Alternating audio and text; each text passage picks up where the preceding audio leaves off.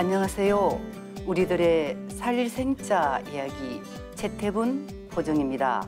이번 시간에는 본부에서 봉직하고 계시는 김얼호 도생님 자리에 모셨습니다. 반갑습니다. 예, 반갑습니다. 저는 본부에서 봉직하고 있는 녹사장 김얼호 도생입니다. 네, 지방에서 오래 봉직하신 걸로 알고 있는데요. 본부로 오신 지 얼마나 되셨어요? 4년 됐습니다.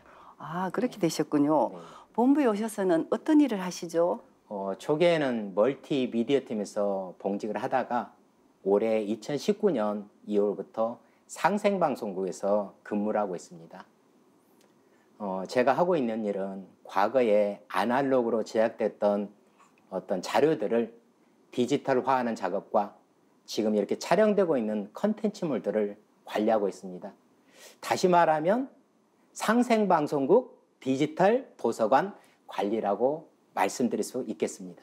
네, 상생방송 디지털 네네. 도서관 관리를 하시는군요. 네네. 예, 방송국뿐만 아니라 어느 단체이든지 보이지 않는 곳에서 자기 자신을 드러내지 않고 묵묵히 책임을 다해 주시는 분들이 참 많이 계시죠. 그런 분들 덕분에 우리 사회가 건재한다고 생각합니다. 업무를 보시면서 개인적인 신앙생활은 어떻게 하고 계신가요? 제가 이제 개인적으로 약 신앙한 지 한 20년이 이렇게 좀 지나가는데요. 상제의 말씀에 이런 말씀이 있습니다. 묵은 습성이 하나라도 남아있으면 그 몸이 따라서 망하느니라. 이렇게 묵어간다는 거, 상제의 말씀대로 묵으면 망한다. 이런 말씀인데요. 제가 이제 신앙을 하면서 이게 묵어가고 있다는 것을 느낄 때가 참 많이 있는데 그러면 안 되겠다는 생각에 제가 초기에 신앙했던 그 자세, 즉 초발신 마음으로 돌아가자 이러면서 다시 도전 원전과 역사 경전 원전인 환단고기를 읽고 있습니다. 그리고 또한 수행인이라면 당연히 이제 수행을 해야 하기 때문에 이 태울궁 와서 수행을 하고 있습니다. 네, 자기 성찰을 통해 스스로 반성하고 새롭게 거듭나고자 노력하고 계시는데요. 우리 모든 신앙인들의 고민이 아닌가 합니다. 포교 활동은 어떻게 하고 계시죠? 제가 이제 같이 근무하고 있는 본부 이제 봉직자들하고 일요 치성 후에 저는 이제 대청댐으로 홍보 포교를 나갑니다. 여러분이 잘 알다시피 대청댐에는 예전에 대통령 별장이 있었던 청남대가 있습니다. 그래서 지금 청남대가 국민들한테 개방됐기 때문에 많은 분들이 구경을 오거든요. 그래서 이제 대청댐에서 증산도 상생방송 위주로 이제 포교를 하게 됩니다. 그러다 과거에는 이제 제가 진리를 전할 때 일방적으로 제가 이제 알고 있는 지식을 막 퍼붓는 식으로 이렇게 했는데 그게 아니고 지금 이제 서로 소통하면서 이렇게 대화를 하면서 서로 공감을 하면서 이렇게 이제 진리를 전하고 있습니다. 그러다가 이제 역사에 관심 있는 분을 딱 만나게 되면 먼저 누구나 다 알고 있는 일현 스님의 삼국유사에 나오는 석유 환국이라는 부분을 딱 피고 이제 이야기를 하는 거죠. 그러면서 역사 왜곡 부분을 이야기하는데 누구나 다 배우고 있었지만은 곰과 호랑이, 뭐 한사구 문제 이런 문제를 나오면서 서로 공감의 대화를 하게 됩니다. 그러면서 이제 최종적으로 이런 말을 하죠. 제가 이 자리에 홍보폭에 온 이유를 아느냐. 뭔가를 알려주고 왔다. 단순히 알린 것만이 아니고 당신도 뭔가를 알아야 되지 않느냐. 그러면서 이제 저희 증산도 상생방송이 한문화 중심 채널이라는 것을 말씀드리고 그러면서 지역에는 이제 세미나를 하기 때문에 그 세미나를 이제 참석할 수 있도록 이렇게 권해드립니다. 이런 말이 잘 될 수 있는 분을 만난다면 너무너무 고마운 일이지만은 참 그런 분을 만난다는 것은 그리 쉽지만은 않습니다. 네, 그렇죠. 처음에는 그 막 내가 아는 모든 걸 네네. 얘기하다가 지금은 상대가 알아듣고 그리고 또 이 공부 한번 해보고 싶다 네네. 이렇게 할 정도로 진리를 전하시고 네. 그리고 또 중요한 말씀은 왜 내가 이곳에 와서 홍보를 하고 당신은 뭘 알아야 하는가를 이렇게 매듭으로 지으시네요. 네네. 예, 정말 잘하십니다. 네. 평소에는 업무를 보시고 휴일에는 홍보 활동을 꾸준히 하고 계시는데요. 네네. 포교 활동을 꾸준히 하시는 계기가 있으신가요? 이제 입도를 해서 이제 도전을 보게 되면 상제님께서는 이제 포교에 대해서 이렇게 정의를 내리고 있습니다. 한번 도전을 한번 펴봐도 되겠습니까? 네, 그러세요. 예. 도전 8편 66장에 있는 내용인데요. 상제님께서 포교는 세계 구원의 대도. 상제님께서 말씀하시기를 도적 잡는 자를 포교라고 부르나니 도를 전할 때는 포교라고 일컬으라. 이런 말씀이 있는데요. 옛날 조선시대 때 이제 포도청에서 도적을 잡는 자를 이제 포교라고 했지 않습니까? 이때 이제 포자는 잡을 포자입니다. 근데 저희 증산도에서는 이제 포교를 펼포자, 가르칠 교자, 도를 널리 펴서 세상 사람들한테 가르침을 전하라. 이것이 이제 포교의 정의입니다. 이렇게 어떤 이유가 있다기보다도 그 도전 진리책 속에 포교의 정의가 이렇게 나와 있기 때문에 그 진리대로 행하는 것이 당연한 어떤 신앙인의 자세가 아닌가라고 생각하면서 포교를 임하고 있습니다. 펼포자에 가르칠 교자, 도를 널리 모든 이에게 가르침을 전해라. 이렇게 포교를 정의할게요. 네네. 예, 특별한 계기가 있어서 그런 게 아니고 네. 포교는 너무나 당연한 거다. 네네네. 당연히 해야 되는 거다. 네. 이렇게 생각하시고 입도 이후 지금까지 계속 저렇게 해오신 거죠. 그죠? 네, 맞습니다. 그러면 포교에 임하는 그 마음 자세는 어떠신가요? 세상에는 참 다양한 사람들이 살아가고 있습니다.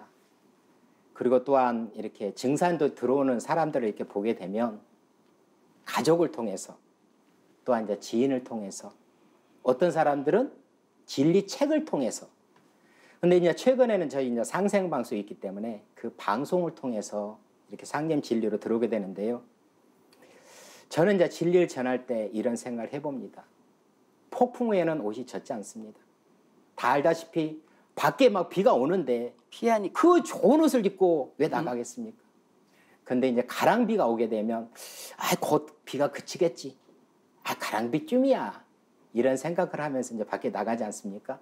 근데 이제 옷은 젖는 거잖아요. 이렇게 저도 이제 진리를 전할 때 상대편이 공감할 수 있도록 스며들 수 있도록 받아들일 수 있도록 이렇게 이제 진리를 전하게 되는데요. 제가 이제 도문에 들어오는 어떤 과정을 이렇게 생각해 보면 우리가 말씀드린 대로 신도적인 그런 것도 분명히 있었겠지만 누군가가 나한테 전해준 홍보지 한 장, 책 한 권이 제가 이렇게 도문에 들어오는 이런 계기가 되었다고 저는 생각합니다.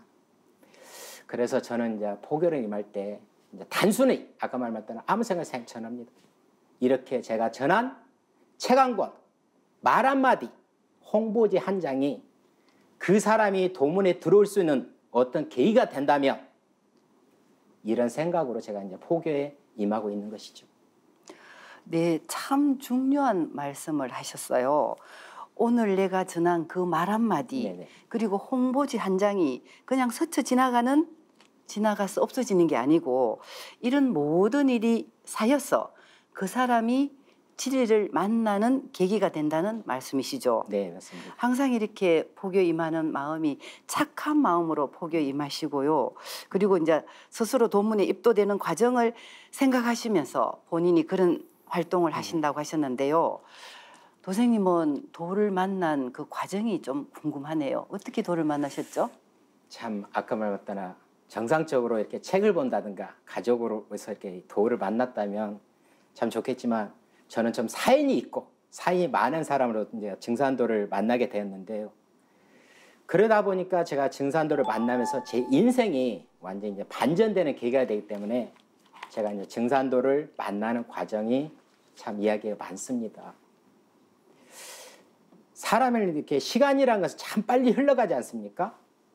그래서 제가 이제 91년, 즉 1991년 어느 날 이날은 어떤 제 기억 속에서 지울 수 없는 날입니다. 이날은 제가 죽음의 길, 삶의 길을 동시에 겪는 그런 날인데요. 이제 설을 맞이해가지고 제가 이제 고향으로 가기 위해서 버스에 탔습니다. 다 알다시피 설을 맞이하면 손에는 자그마한 선물 보따리를 당연히 들고 가는 거고요. 지금은 대부분 이제 자가용으로 움직이지 않습니까? 그러다 보니까 뉴스에서 나오는 내용은 고속도로가 정체되었다. 뭐 서울에서 대전까지 몇 시간 걸린다. 이런 이야기가 나오지만 1991년 그때는 그런 게 없고 말 그대로 버스 터미널이나 기차역은 말 그대로 고향을 가기 위해서 장사진이 이르지 않습니까?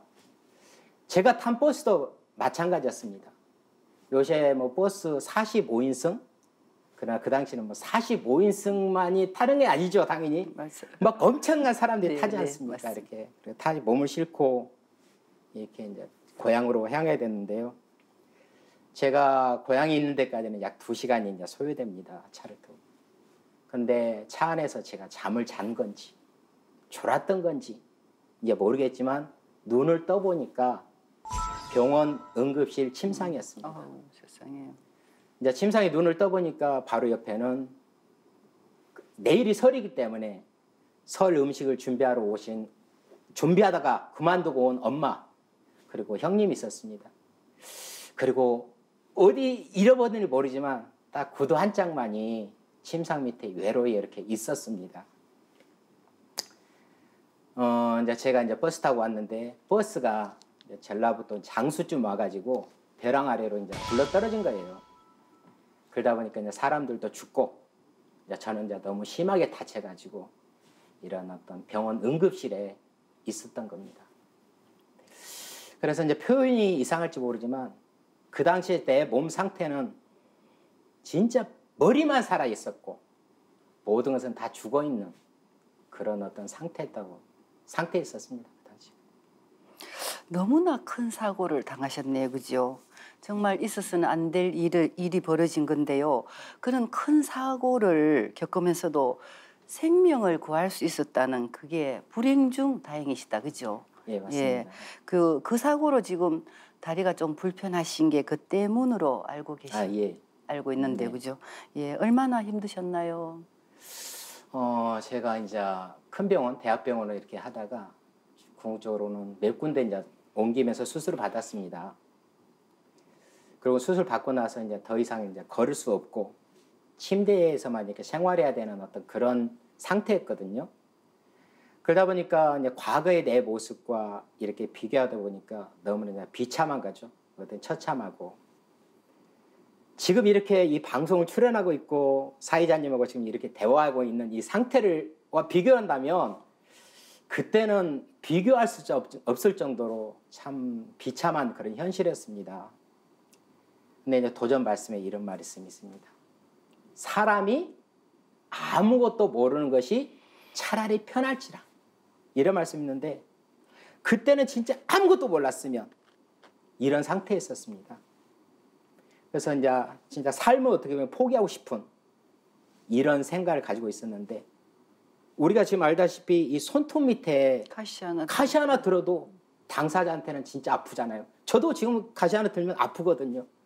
그런데 그 당시에는 이 손톱 밑에 가시 하나 든다는 것은 눈에 차지도 않을 정도로 그런 어떤 고통이었거든요. 그런 일단은 어떤 절망에 이렇게 빠져 있을 때 저를 이제 간병해 주신 분이 어머니하고 여동생이었거든요. 지금 이제 여동생은 시집을 가고 이랬지만은 간이 침대 병원 알다시피 환자가 있고 그 밑에 간이 침대가 있지 않습니까? 간이 침대 이렇게 자다가도 제가 좀만 이제 뒤척거리면 통증이 오니까 바로 있나가지고 막 주물러주고 간병하던 어떤 그런 모습. 지금 어떤 그런 어머니 모습을 생각하면 참 그런 때가 있었구나 이런 생각이 들게 됩니다. 그 어머니 가슴이 어땠겠어요, 그죠? 귀한 아들이 예. 귀한 아들이 멀쩡하던 아들이 이렇게 일어나지도 못하고, 그죠? 그래도 그 참 생각 못한 그 사고에서 그 사고를 겪으면서 절망밖에 없었는데 그토록 이렇게 힘든 시기였지만 그 사랑하는 가족 덕분에 위기를 이겨낼 수 있었네, 그죠? 네, 맞습니다. 예. 그러니까 이 가족이라는 것, 식구라는 걸 많이 생각해 보는데요. 그 당시에 저희 어머니, 여동생 이랬었지만 또한 우리 누나, 형제간 이런 분들의 어떤 가족들의 사랑이 아니었다면 지금 이 자리에 없을 수 있겠죠. 그러다 보니 이제 점점 재활을 해야겠다. 내 힘을 내야겠다. 이런 생각을 하게 되고 재활에 이렇게 힘을 썼습니다. 근데 이제 어느 날 누님이 병원에 왔는데 이런 말을 하는 거예요. 내가 꿈을 꿨다. 금성? 죽은 나무에서 새싹이 돋더라. 그러니 너는 나을 것이다. 이런 말을 한 거예요. 우리가 이렇게 집을 짓다 보면 그 강목이라고 그러잖아요. 네, 강목. 이게 산에 있는 나무가 아니고 강목. 네. 그 죽어 있는 나무에서 새싹 하나가 돋더래요. 그러다 보니까 이 말의 힘이라는 거 굉장히 중요하잖아요. 예전에는 절망스러웠던 그런 생각을 갖고 있다가 그 말을 들으니까 희망이 생기는 거죠. 그런 죽은 나무에서 새싹이 돋네? 그럼 나도 노력을 해야겠네? 라고 하면서 더 이제 재활을 이렇게 힘썼습니다. 지금 어머니께서는 이제 4년 전에 돌아가시고 제 곁에는 없습니다. 그래서 이제 어머니를 생각하면 그때 이제 어머니의 사랑, 여동생의 지극한 간병, 이런 것이 내 자신이 지금 이 자리에 설 수 있는 그 밑거름이 아닌가, 이런 생각을 해봅니다. 그렇지만 제가 이제 병원 생활 약 2년 했는데요. 더 이상은 이제 차도는 없었습니다. 더 이상 재활은 집에 가서 할 정도고, 그래서 이제 병원을 퇴원하게 되었습니다.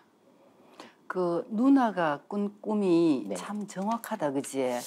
네, 그런 것 같습니다. 그때는 표현을 네네. 머리만 살았다 그렇게 네. 얘기했잖아요. 네네. 근데 이제 그 나무에 아무 생명이 없는 나무에 이렇게 순행이가 나오는 걸 봤으니까, 그죠? 네. 예, 어느 정도 일이 회복이 됐긴 했어도 네. 앞으로 이렇게 진전이 없어서 병원에서 퇴원하셨군요. 그죠? 네, 맞습니다. 예. 제가 26에 다쳤거든요. 그러니까 26 이전에는 어떻게 보면 우리가 말하는 정상인이었습니다.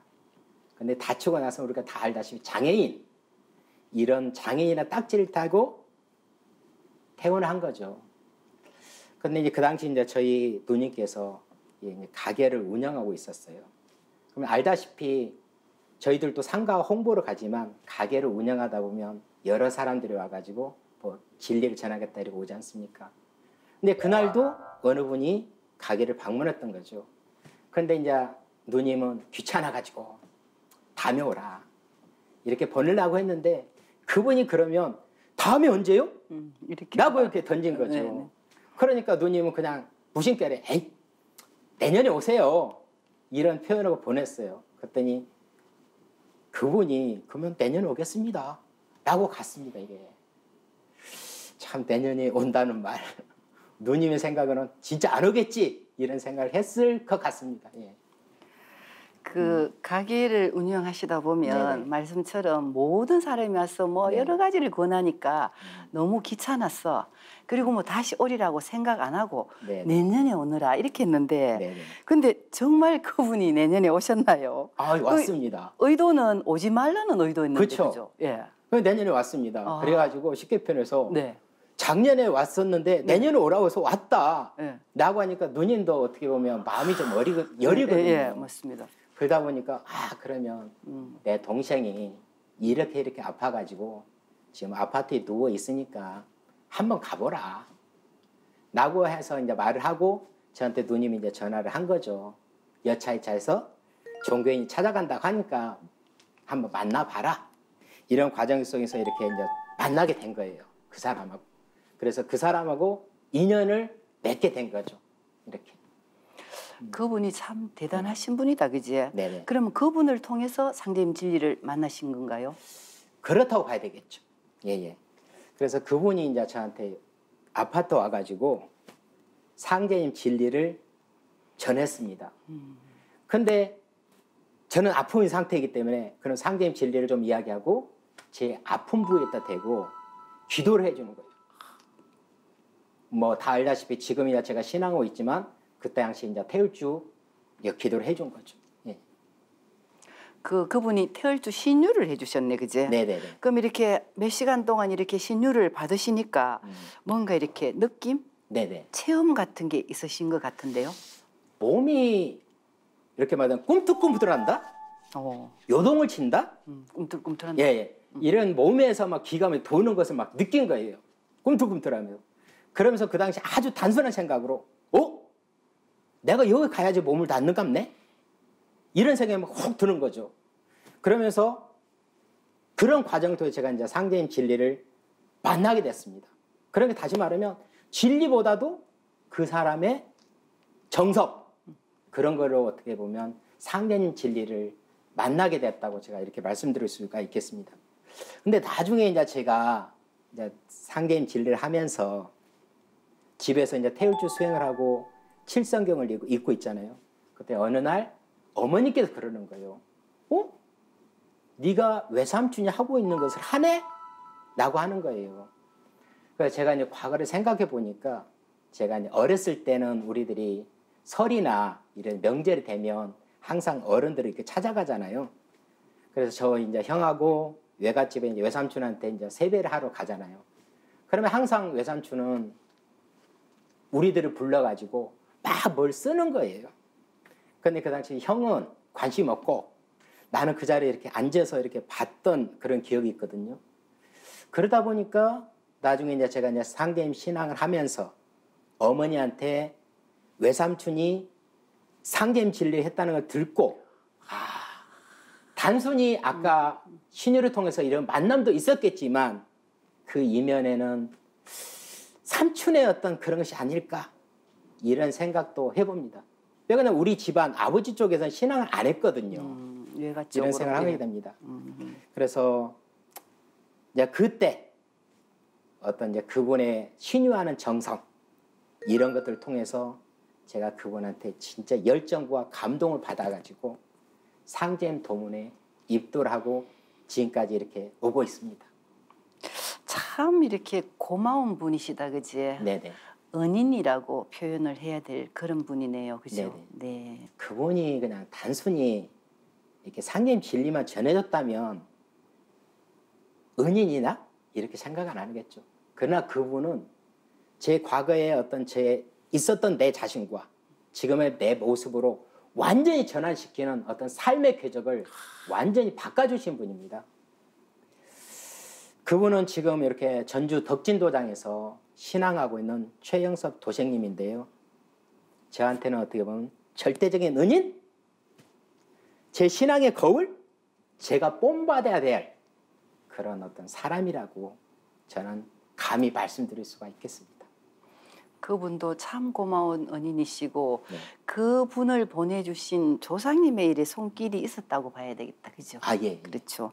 그래 건강이 안 좋아서 정말 절망에 빠져서 있는 그 사람한테 태울주를 전해주고 신유를 해주시고 그분은 어찌 보면 삶의 어떤 희망을 전해준 거죠, 그죠? 예, 맞습니다. 그 전해준 분의 그 정성과 진심이 그대로 김월로 도생님한테 이렇게 마음이 움직이셔서 네. 이렇게 신앙을 하시게 됐네요. 근데 그때 건강 상태는 어떠셨나요? 제가 이제 91년도에 다쳤고 그리고 이제 95년도로 입도했으니까 약 4년 동안 이렇게 재활을 했습니다.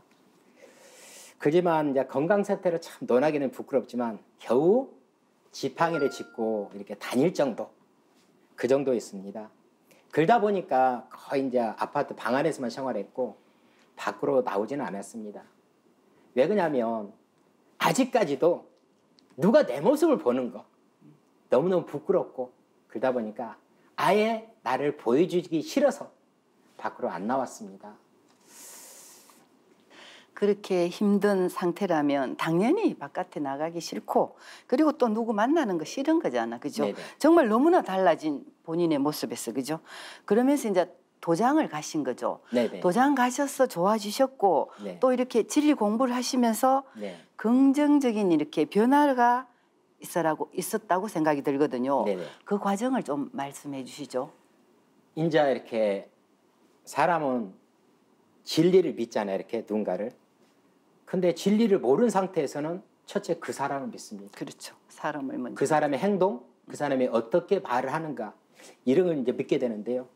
상제의 말씀에 이런 말씀이 있습니다.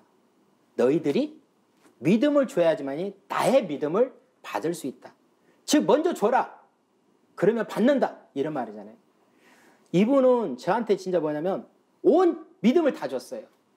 그러다 저도 그 사람 믿음을 따라서 그 사람의 말 한마디, 행동 한마디 이런 것들 다 이제 믿게 되는 거죠. 그래서 이제 도장을 가니까 진리 공부를 해야 되잖아요. 이제 테이프도 막 이만큼 주는 거예요. 책도 무슨 책 주고. 근데 알다시피 아무것도 모르는데, 근데 그분이 시키는 대로 테이프를 들어라. 그러면 테이프를 들었습니다. 책을 읽어라. 라고 하면 모르는 내용이지만 윗줄을 치면서 이렇게 책을 읽었거든요. 그 당시에 말 그런 증산 도전이나 증산도 진리책, 뭐 이것이 계획이다, 기타 이런 어떤 진리 서적들을 읽었던 것이죠. 그러면서 이제 도전을 쭉 읽다 보면 이제 상제님이 누군가를 이렇게 알게 되잖아요. 한마디로 말해서 가는 애들을 이렇게 막 멈추기도 하시고, 그리고 세계 천지 질서를 짜시는 어떤 상제님인데, 어느 날 도전을 읽다 보니까 이런 감동적으로 온 그런 구절이 있었습니다. 잠시 도전 한번 피고 네, 한번 이렇게 볼게요. 보도록 하겠습니다. 네. 예. 그 7편 47장에 이렇게 있는 내용인데요. 7편 47장 2절에 이런 말씀이 있습니다. 전 인류가 진멸지경에 이르렀는데 아무리 하여도 전부 다 건져 살리기는 어려우니 어찌 원통하지 않으리요. 이렇게 하시면서 상제님께서 흐느껴 오시거든요. 한 생명이라도 더 살리기 위해서 오시는 상제님. 근데 상제님께서는 아까 말씀한 대로 조아조 하느님인데 이런 울음을 울고 계시는 거예요. 그러면서 저에게 진짜 어떤 감동적으로 인간적인 모습이 와 닿게 된 거죠. 인류를 위해서 흐느끼시던 그 상제님의 그 마음이 감동을 받으셨군요. 그죠? 네네. 그 이후 도생님의 신경에는 어떤 변화가 있었나요? 이제 상제님 이제 진리를 하면서 상제님 믿잖아요. 근데 이제 도전에도 이런 말씀이 나옵니다. 천지에서 사람을 낳아가지고 사람을 쓰나니, 천지에서 사람을 쓰는 이때에 참여하지 못한다면 어찌 너를 인간이라 하겠느냐. 즉 천지에서 너를 쓰고 싶다. 그러니까 너 참여를 하라. 라고 이렇게 말을 한 거죠. 그러면 제가 마지막 상제님 진리 믿고 있는 상태에서 그럼 나는 뭐 해야지? 그러면서 자연스럽게 상제님의 어떤 뭐라고 해야 되죠? 상제님의 일꾼으로서 이런 어떤 신앙생활, 상제님의 일꾼의 삶을 들어오게 된 것입니다. 그렇군요. 네. 그 천지에서 사람을 쓰는 이때에 네. 상제님 일꾼으로의 삶으로 선택을 하셨군요. 그죠? 네네. 그렇죠. 그리고 아까 그 말씀 그대로 포교, 사람 살리는 일은 당연한 거라고 이렇게 생각하시고 네. 자연스럽게 이렇게 시작하게 되셨네요. 네네. 그리고 이제 이렇게 진리를 받아들이는 과정에서 그런 확신이 있었기 때문에 포교를 더 열심히 하셨고 그리고 실천하셨군요. 네. 포교 사례를 한번 들어볼까요? 이제 제가 입도를 하고 나서는 초기에는 이제 가족들이나 지인들 위주로 포교를 하게 됐습니다. 그러다가 2002년 이후부터는 제가 이제 상가 방문하면서 이렇게 포교를 적극적으로 하게 되었는데요. 이때 이제 입도하신 분들이 박창수 도생, 김진애 도생입니다. 근데 지금도 그분들이 열심히 신앙하고 있기 때문에 참 고마운 도제들이죠. 이렇게. 당시 이제 박창수 도생은 출판사에 이제 근무를 하고 있었는데요. 그날도 상가 방문을 하였습니다. 그러면서 이제 문을 열고 딱 들어가니까 박창수 도생이 있었어요. 그래서 자연스럽게 제가 이제 몸도 불편하니까 물 한 잔 마시면서 쉬고 이렇게 이야기하자 하면서 쉬면서 상제님이 딱 이렇게 이야기한 거죠. 그러면서 이제 그 당시에는 우리 상생방송 없었기 때문에 증산도에서 홍보 나왔다. 그래 당연히 그 사람 증산도 모르니까 그럼 증산도 뭐예요? 라고 물어볼 거 아니에요. 그랬더니 그러면 내가 이제 뭐 믿는 것이 있느냐 라고 물어보니까 교회를 다닌다고 해요. 그러면 자연스럽게 교회? 그러면 어떤 하나님 믿냐? 여호와 하나님 믿는다. 그래? 우리는 증산 상제님 믿는다. 이렇게 말하면서 또한 이제 이 우주에는 가을이라는 거 있다. 지구에 가을이 있듯이 이런 거 있다. 라고 하면서 그때는 많은 이야기를 할 필요 없으니까 그럼 다음에 더 오겠다. 라고 이제 자연스럽게 나온 거죠. 사람이라는 건 자주 찾아가다 보면 여기 정이 들잖아요. 친해지. 예. 그러면 개인적인 어떤 신상도 이야기해야 되고, 그러면서 이렇게 이야기하면서 상계님 진리를 이야기하게 되고, 그다음에 당신이 믿는 그 교회의 하나님과의 어떤 관계를 이렇게 이야기하게 되는 거죠. 그럼 이제 자연스럽게 친해지게 되고, 또 같이 신앙하고 있는 우리 도장 식구들하고도 친해지면서 이제 도장에 이제 오게 됐는데요. 근데 자신이 믿고 있는 어떤 그 진리를 바꾼다는 것은 참 어렵거든요. 그렇지만 이제 당시에 도장 이제 책임자분이 상계님 진리를 잘 이야기해주고, 그러면서 이렇게 입도로 이어진 도생입니다. 그리고 이제 또 한 분 이렇게 김진우 도생이 있는데요. 김진우 도생은 코레일 시설 관리팀에서 이렇게 근무를 하고 있었습니다. 김진우 도생은 책 읽기를 참 좋아하고, 야, 얼굴을 보면 도쪽으로 가깝겠다 이런 생각이 많이 듭니다. 그러다 보니까 저뿐만 아니라 많은 사람들이 사무실을 이렇게 방문하게 된 거죠. 그날도 제가 이제 자연스럽게 갔는데, 홍보 포기로 갔는데 방금 여호와 증인이 왔다 간 거라고 하더라고요. 그게 자연스럽잖아요. 여호와 증인 갔으면 여호와 증인 하나님 이야기, 이런 자 그걸 가지고 이야기를 하게 된 거예요. 그러면서 이제 책을 봐라. 그 당시에 이것이 계백이다를 전한 걸로 알고 있습니다. 그래서 이렇게 진리적으로 공부를 해봐라 하니까 책을 잘 읽더라고요. 그래서 그 이후에 계속 이제 책도 전하고, 그럼 도담도 나누고. 그래서 우리가 이제 도장에서는 천도식이라는 문화가 있지 않습니까? 이때 외부 사람들을 초대하면 참 좋아하잖아요.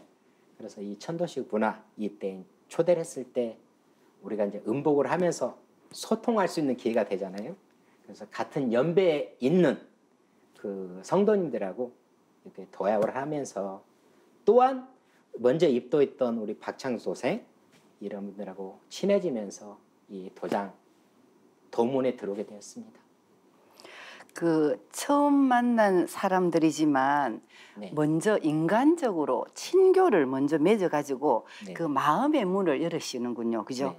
그리고 이제 김호로 도생님께서 자신이 입도된 그 경험을 생각하면 그분들한테 신뢰를 먼저 네. 쌓고 그것을 바탕으로 해서 진리를 전해주는 거라고 생각이 되네요.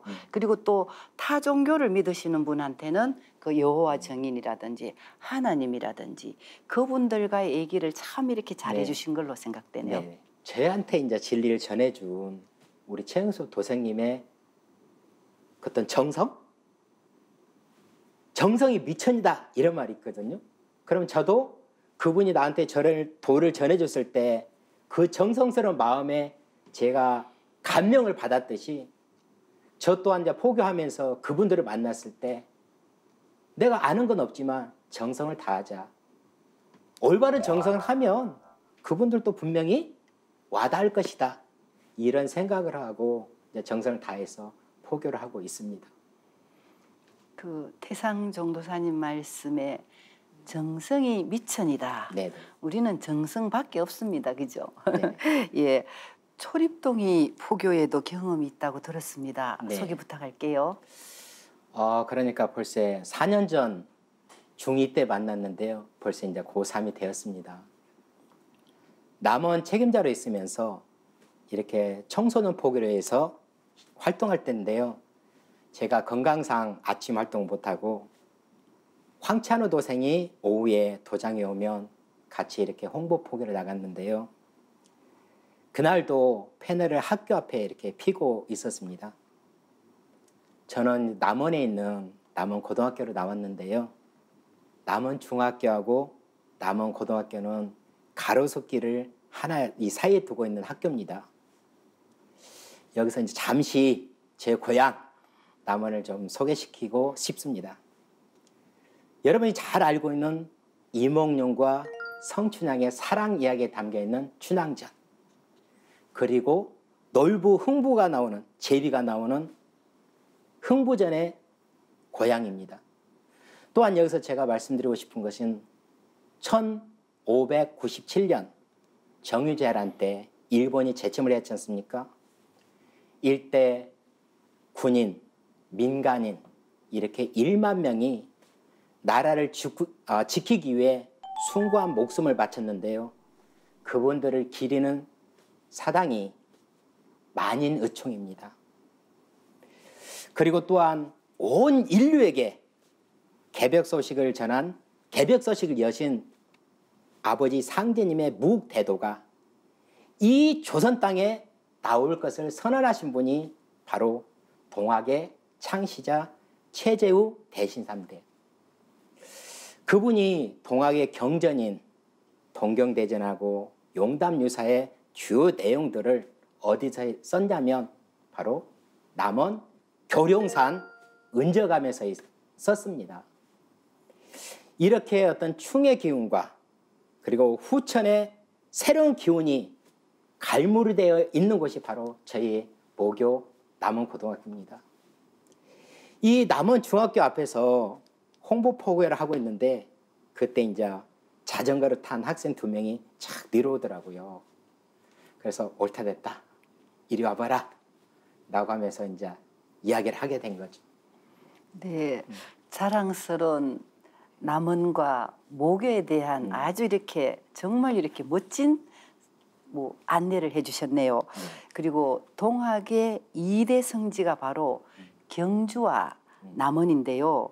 남원의 선국사 언저감에서 최수훈 대신사가 용담유사를 지었다고 하죠.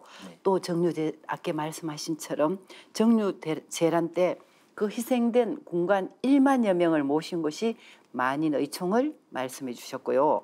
그리고 남원의 역사를 상징하는 2곳을 소개해 주셨는데 그 2곳을 이렇게 끼고 모교가 있군요. 예, 남원고등학교. 자부심이 느껴집니다. 네네. 그래서 그 모교인 남원고등학교에서 후배를 만나시는 건데요. 그렇죠. 지금은 그 애가 남원중학교 때 만났지만 또 남원고등학교 왔으니까 후배가 됐습니다. 네. 그래서 이제 그 2 학생을 만나가지고 치킨집에서 2 친구하고 이제 대화를 했습니다. 그러다 보니까 한 친구는 역사에 굉장히 관심이 많았습니다. 나중에 알고 보니까 부모님이 역사책을 많이 사줬더라고요. 그리고 이제 한 친구는 이제 교회를 다니고 있었습니다. 그래서 이제 그 당시 학생들, 중학생들한테 뭘 도움을 줄까 하다가 이제 공부에 관심이 있으니까 그러면 내가 이제 한자를 좀 알기 때문에 한자 공부를 가르쳐 주겠다라고 하면서 도장을 오라! 라고 했더니 도장을 왔어요. 그러면서 이제 도장에 오면 우리가 도장에 패널도 있으니까 역사적인 것도 이야기하면서 상제님 이야기를 접목시키면서 이렇게 자연스럽게 이야기를 했습니다. 그러다가 제가 이제 2015년에 이렇게 본부로 발령이 나서 왔는데 운이 좋게도 남원 도장에 저희 후임으로 송영대 포정이 이제 가게 되었습니다. 그런데 이제 청소년을 상대로 많은 경험이 있던 우리 송영대 포정이다 보니까 교육을 참 잘해가지고 입도로 이어지게 됐습니다. 이렇게 상제님 말씀을 이렇게 생각해 보면 생하자도 부모요, 양하자도 부모다 이런 말씀이 있는데요. 그 송영대 포정과 저희 도제들 그리고 또한 남원 지역에 있는 우리 모든 성도님들이 잘 보살펴 줘가지고 입도를 하게 되고 지금까지 열심히 신앙하고 있습니다. 그래서 제가 이 자리를 빌해서 우리 남원 도장의 성도님들한테 참 고마움을 전하고 싶습니다. 어쩌면 남원 고등학교 후배도 복이 많고 예. 포정님도 복이 많으시고 고맙습니다. 그리고 후임으로 오신 송영대 포정님은 완전 청소년 담당하셨던 분이잖아요. 네네. 그리고 모든 공을 또 그 후임이나 도장 성도님들한테 공을 돌려주셨는데요. 얘기를 듣다 보니까 도생님께서 중학생 눈높이에 맞춰서 이렇게 뭐가 필요한지 알아내서 한자를 가르쳐 주셨다고 했잖아요. 그죠? 그 참 좋은 공부 방법이었네요. 그죠? 그때 그 중학교 2학년 하던 학생이 벌써 고3이 되셨네요. 그죠? 네네. 그리고 이제 그 청포들은 저희들하고 나이 차이도 있고 좀 소통이 쉽지 않았는데 지금 초립동이한테 어떤 말로 이렇게 이끌어 주시나요? 이게 참 세대 차이가 한 세대 이게 차이가 나다 보니까 대화를 할 때 굉장히 신중하게 됩니다. 제가 말하는 것이 그애한테 도움이 될지 해가 될지 이를 모르다 보니까 굉장히 신중하지만 그래도 이것만은 전해줘야겠다라고 하면서 학생이잖아요. 그렇기 때문에 진리 공부도 하면서도 학생의 본분을 다하라. 학교 공부를 잘 해야지만이 네가 상전 진리를 하면서 즉 증산도를 하면서 부모님도 좋아할 거 아니냐 라고 하면서 이런 어떤 말을 하게 됩니다. 그래서 제가 이제 다시 말하면 학생이라면 당연히 학교 공부도 잘하고 부모님께 효도하고 이런 것을 이제 근본을 삼아가지고 근본에 충실해라는 말을 해줍니다. 네, 직접적인 진리 교육보다는 태상 정도사님께서 말씀하신 학생들은 공부 열심히 하고 직장인들은 직장 생활 열심히 하면서 신앙하라고 강조하신 것처럼 근본을 잡아주는 말씀을 하셨군요. 네네. 우리가 이제 상제님 진리가 지금은 너무 좋잖아요. 근데 상제님 진리가 좋다고 해서 이것만 딱 이야기해보면 안 되거든요. 학생은 학생 눈높이에 맞는 그 이야기를 전해준다고 저는 생각합니다. 그래서 학생들의 눈높이, 학생들의 도움이 될 수 있는 그 이야기를 해주는 것으로서 진리 이야기를 해줘야지만이 그분한테, 그 학생한테 도움을 줄 수 있다, 도움이 될 수 있다라고 저는 이렇게 생각하고 있습니다. 네, 그 도생님 방법으로 많은 초립동이들을 살렸으면 좋겠습니다. 네. 그 입도하시기 전에 인생의 큰 고비를 만나셨고 신앙으로 모든 걸 극복하신 감동적인 스토리의 주인공 김월로 보정님과 함께 말씀 나누고 있습니다. 신앙 초기에는 왼발로만 걸을 수 있었고 겨우 방 안에서 지팡이를 짚고 움직이는 생활을 하셨다고 하셨는데요. 네. 건강이 좋아지기 위해서 많은 노력을 하셨을 것 같네요. 이제 신앙 초기에 저희 인도자인 최영석 도생님께서 직접 아파트 와가지고 나를 태우고 이제 도장까지 이렇게 왔다 갔다 태워주고 태워다 가고 이랬거든요. 근데 이제 어느 날 인도자가 이런 말을 하는 거예요. 네 건강을 위해서 지팡이를 버려라. 그러니까 당연히 나는 이제 지팡이를 의지했던 사람이니까 이 지팡이를 버리면 나 넘어지는데요. 두렵지. 예. 그랬더니 넘어져도 버려라 라고 하더라고요. 그러면서 네가 열심히 수행을 하고 있는데 수행만 해서는 안 된다. 운동을 해야 된다. 이런 말을 하더라고요.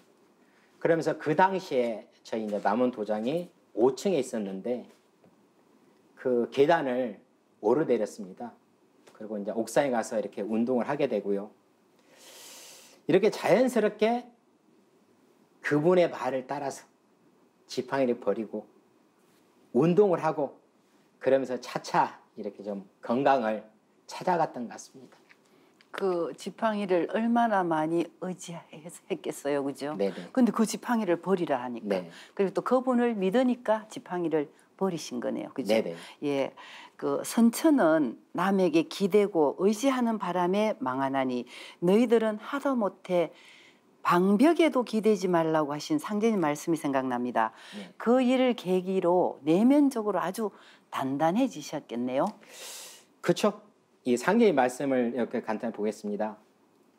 일꾼이 일을 도모함에 무서워서 못하는 것은 의기가 부족한 영혼이라 이런 말씀이 있는데 그분은 말 그대로 상제님의 화신인 것 같아요. 의지를 가져라. 의지가 있어야지만이 네가 걸을 수 있고 네가 행동할 수 있다. 그래서 아까 제가 말씀드린 대로 옥상에 가서 운동도 하고 계단도 오르고 이랬습니다. 그러다가 어느 날 7월의 어느 날 지금도 그렇지만 굉장히 7월 여름이 얼마나 덥습니까? 그 당시에 이제 말 그대로 나쁘지 않은 심정이겠죠. 처음으로 절이란 걸 했습니다. 천배례. 근데 보통 사람들은 이제 보통 이렇게 건강한 사람들은 약 1000배례만 3시간 이 정도 이제 소요되는데요. 저는 그 당시에 진짜 8시간 어떻게 보면 죽기 살기로 이런 것을 했습니다. 그래서 참 지금 해라면 좀 못할 것 같습니다. 참 8시간 그 천배례하고 지팡이 버리고 운동하시고 정말 힘든 시기를 잘 견뎌내셨네요. 그죠? 네. 그리고 또 신앙생활을 오래 하시면서 그 과정에서 신앙의 은혜가 있으시다면 많으실 것 같지만 소개 부탁할게요. 신앙의 은혜. 제가 아팠을 때 진짜 은혜라면 부모님 은혜가 가장 큰 은혜인 것 같습니다. 저희는 이제 이남 이녀거든요. 제 우로 누님과 형 그리고 나 그다음에 여동생이 있는데요. 모든 부모님들이 다 그러잖아요. 고슴도치도 제 자식이 예쁘다고. 우리 어머니도 제가 가장 잘났고 똑똑하다고 했습니다. 동네에 있는 다른 어떤 친구들도 많지만 그들보다 똑똑하다 했거든요. 근데 그런 어떤 자식이 불의의 사고로 저렇게 다쳤으니 모든 것이 어떻게 보면 당신님의 책임이다. 불찰이다. 이렇게 생각을 했습니다. 그래서 저를 돌보기 위해서 저와 이제 같이 살았는데요. 그 당시에 이제 부모님이 효를 받아야 될 어떤 나이인데 아직까지도 저를 돌보기 위해서 같이 있는 어머니를 생각하면 참 답답한 그런 심정, 미안한 감 이런 게 있었습니다. 그런데 이제 제가 신앙을 만나서 닫힌 방 안에만 있다가 밖에 나가서 신앙하게 되면서 얼굴도 밝아지고 이러다 보니까 어머니도 참 좋아하셨거든요. 저희 어머니는 제 나이가 이제 50점 좀 넘었는데 우리 어머니께서는 저보다 젊은 나이인 40대에 혼자 되셨어요. 그래서 이제 혼자 되신 몸으로 이남이녀 자식을 이렇게 키웠는데요. 항상 이제 상김신하면서 기도를 하죠. 자식 걱정 없이 편안히 건강해 달라고 이런 이제 기도를 꾸준히 하고 그러면서 지냈습니다. 제가 이제 올라오기 전에 지금부터 한 4년 이때 이제 어머니께서는 제 곁에 없고 이제 하늘나라로 이렇게 가셨거든요. 그러다 보니까 어머니의 걱정 그렇지만 어머니에 대한 효 무엇일까?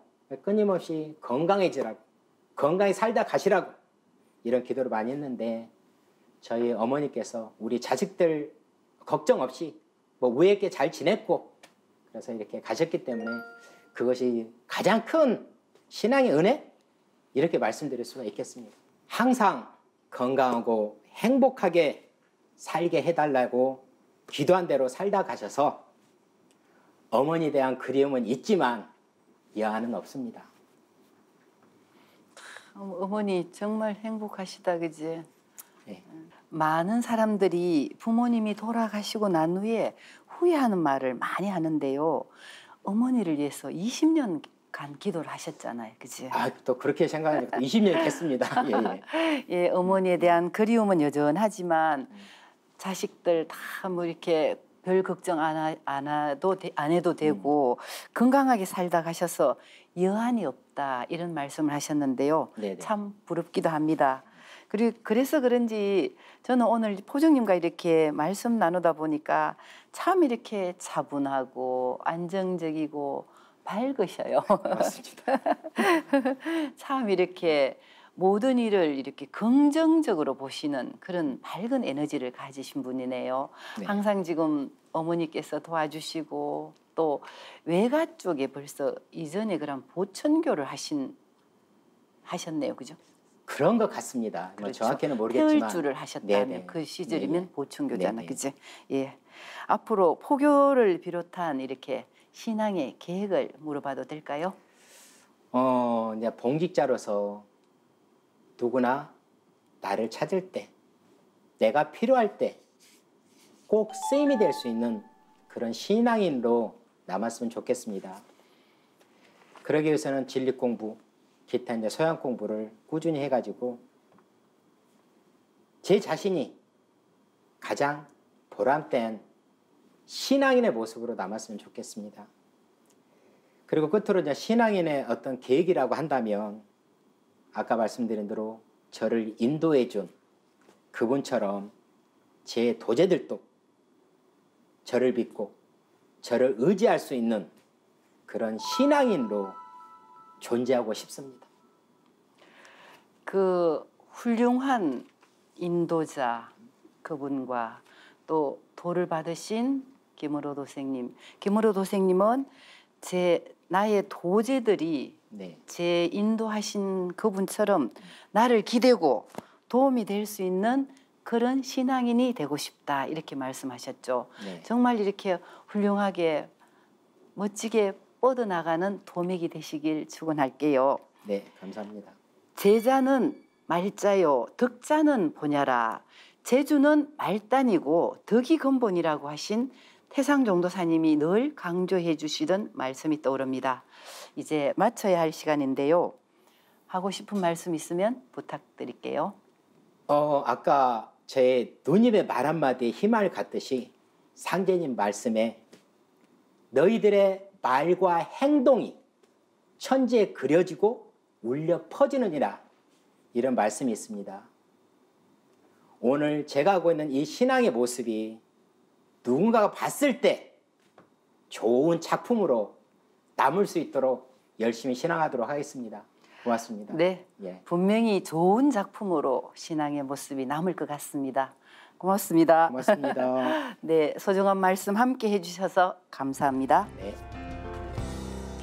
하늘이 비와 이슬을 적게 내리면 반드시 만방에서 원망이 일고 땅이 만물을 기르는데 물과 흙을 박하게 쓰면 반드시 만물이 원성을 바라며 사람이 덕화가 부족하면 반드시 만사에 원망이 붙느니라.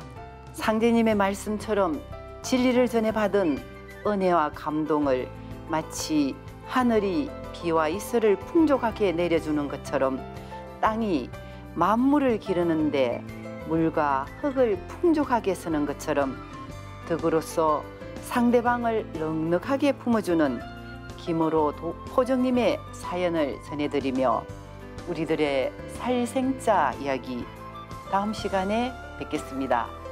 함께해 주신 여러분 고맙습니다.